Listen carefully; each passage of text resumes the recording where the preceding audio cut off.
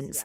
This is another episode of the program Empire of Lies, in which we discuss manipulation and disinformation in the Russian media.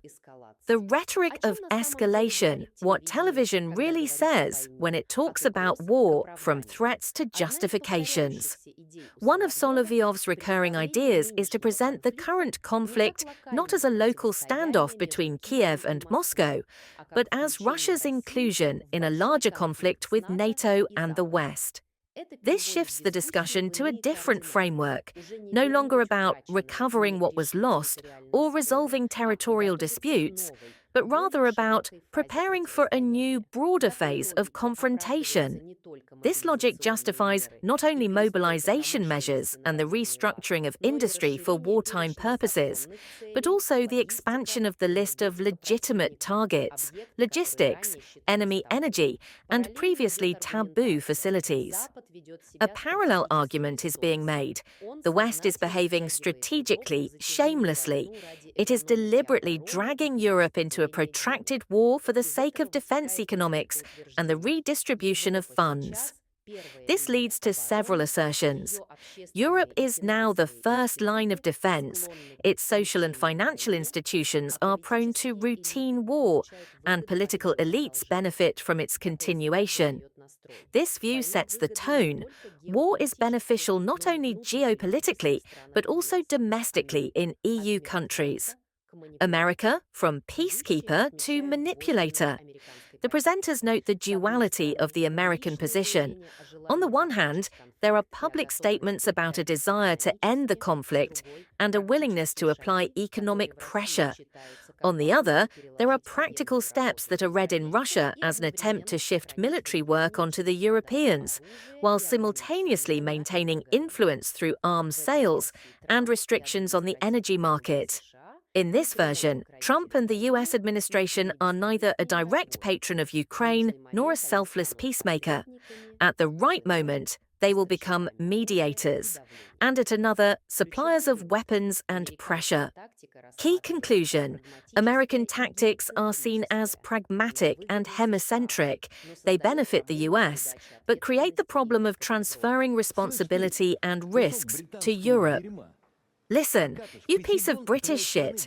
Okatish, Poseidon, and your country doesn't even exist. But when those poor Brits die, they should say your name, because it was you, idiot, who brought trouble to this island. You idiot! I think we need to remember what drives Putin. Putin is obsessed with seizing Ukraine, subjugating it. For him, Crimea is Russia, and Russia is Crimea. Back in 2014, if you read his speech, he compared Crimea to the Holy Mountain. We must help Ukraine gain long-range capabilities to make Crimea uninhabitable. We need to strangle Crimea. And I believe that if we achieve this, Putin will understand that he has much to lose if it becomes uninhabitable or unable to function. And we need Tauruses from Germany to direct them and destroy this bridge, because it's Putin's ego, the embodiment of his ego. And I think that if we do this, Putin will suddenly realize he really does have something to lose. What a monster, huh? And he doesn't care about the lives of Crimeans. He doesn't care about their opinions, especially since he's a man who has lost everything in his political career. Long range and moral prohibition, how the perception of borders is changing. One of the most resonant topics is the possible supply of systems to Ukraine capable of striking deep behind enemy lines. This is discussed on air as a turning point. If Kiev is given long-range missiles and cruise systems, the boundaries of war will begin to blur. This provokes two simultaneous reactions: fear of escalation and the assertion that permission to strike deep legitimizes reciprocal measures by Moscow. At the same time, discussions of strikes on logistics, bridges, and energy are presented as a tool capable of changing the balance of power, and also as a clear point of no return in moral and international legal terms. This is used on air to mobilize the audience, to demonstrate the threat, justify strengthening defenses, and preparations for retaliatory, sometimes radical actions. Drones, border incidents, surveillance, and NATO air policing training. The appearance of unidentified drones in European airspace is interpreted on Russian talk shows as confirmation that the conflict has already spread beyond Ukraine. Brussels' next steps, strengthening counter-drone defences, adjusting airspace protection laws, and a possible shift toward active interception, are interpreted as a gradual normalisation of the confrontation on the alliance's borders. This sounds both alarm and accusation. Alarm that Europe is being drawn into open confrontation, accusation that these decisions are being made under pressure from military industrial interests. A key emphasis is placed on the vulnerability of critical infrastructure. Power lines, railways, and bridges are perceived as logical targets. This is the logic of a war of attrition. We undermine the enemy's capabilities over a long period of time, thereby dictating their policy. Domestic agenda, fears, mobilization, and the routine of war. Domestic rhetoric focuses on the need for mobilization, to build up the military-industrial complex, create strike forces, and restructure the economy to conform to the laws of war. A parallel theme is the routinization of war, the danger when society becomes accustomed to a contained conflict and ceases to notice the underlying risks.